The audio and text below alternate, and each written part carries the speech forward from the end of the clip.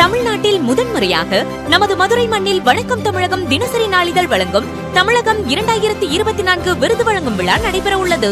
இதில் தமிழகம் முழுவதும் உள்ள சிறப்பான துறையில் உள்ள மனிதர்களுக்கு விருது வழங்கப்படுகிறது.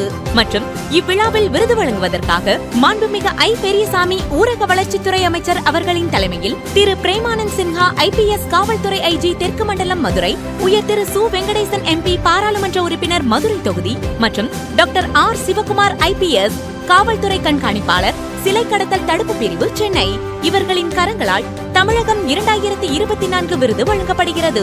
நடைபெறும் இடம் தமிழ்நாடு தொழில் வர்த்தக சங்க அரங்கம், மதுரை. நாள் 20/7/2024 சனிக்கிழமை மாலை 4:05 மணியளவில் நடைபெற உள்ளது.